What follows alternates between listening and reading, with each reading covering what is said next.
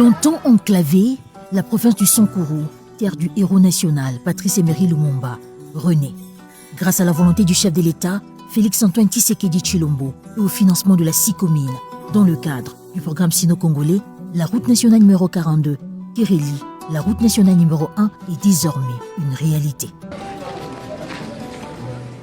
Du point kilomètre zéro à Munkamba jusqu'à Lusambo, 131 km sont réouverts.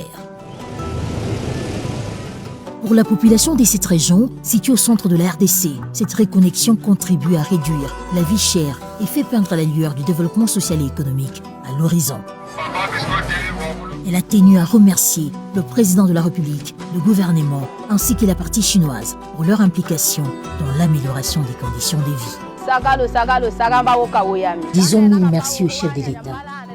Pour arriver chez nous à Lusambo, il fallait 5 jours de route et on mangeait difficilement. Mais à l'heure actuelle, on fait l'aller-retour de Munkamba dans le Kasaï central jusqu'à Lusambo. Merci aussi aux Chinois de nous avoir réaménagé la route. Cette route qui arrive jusqu'à la rivière Sankuru nous rend vraiment heureux. Nous sommes à la frontière entre la province du Kasaï central et celle du Sankuru. Nous sommes très heureux des travaux de construction de cette route. Nous avons beaucoup souffert, nous étions comme des animaux dans la forêt parce que c'était difficile de nous déplacer vers d'autres provinces. Aucun véhicule, même les motos ne pouvaient passer et nous n'avions plus d'espoir que cette route puisse être construite. Nous avons été surpris de voir venir les Chinois avec des engins. Ils ont ouvert la route Mukamba en passant par Dimbelenge jusqu'à la rivière Sankuru. Avec l'ouverture de cette route, nous allons connaître un réel développement économique et social, car nous voyons déjà venir les produits comme les savons, la farine et plusieurs produits manufacturés qui commencent à arriver facilement. Et nous aussi, nous amenons nos produits pour les vendre dans d'autres provinces. Je m'appelle Alain Kabasababou, je suis usager de la route Mukamba-Lusambo. Je viens de Kananga et je pars vers Lusambo. Auparavant, la route était impraticable, il n'y avait presque pas de route. Même les motos avaient d'énormes difficultés pour arriver à Lusambo. Mais aujourd'hui, depuis l'ouverture de la route, il nous faut entre 80 et 120 minutes pour arriver à Lusambo. C'est un facteur important pour le développement économique de nos provinces situées au centre du pays. Notre souhait est de voir les villes de Mbujimayi, Kananga et Lusambo être reliées afin de faciliter les échanges des biens et booster le social.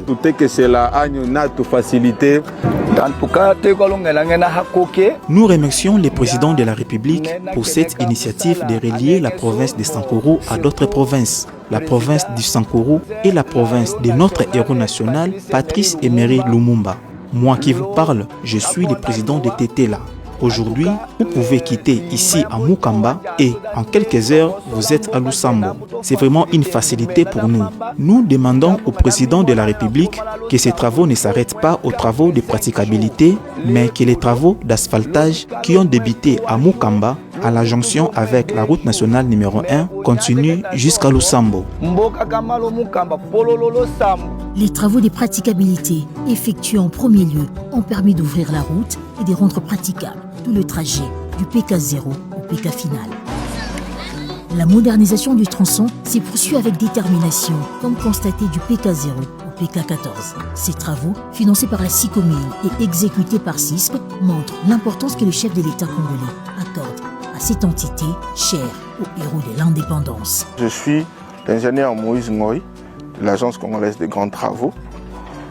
Ici, nous sommes sur la route nationale numéro 42 qui relie la RN1 et la province du Sankuru, précisément le territoire de Lusambo. Déjà, ce qu'il faut savoir, nous avons eu à commencer par les travaux de praticabilité, ce qui a fait assez que la route est ouverte de PK0 jusqu'au PK final qui est le PK 131.6. Et actuellement, nous sommes dans la modernisation, donc nous faisons la construction de PK0 jusqu'au PK 14. Et nous avons deux phases. La première phase consiste de PK0 au PK10 et la deuxième de PK10 au PK14.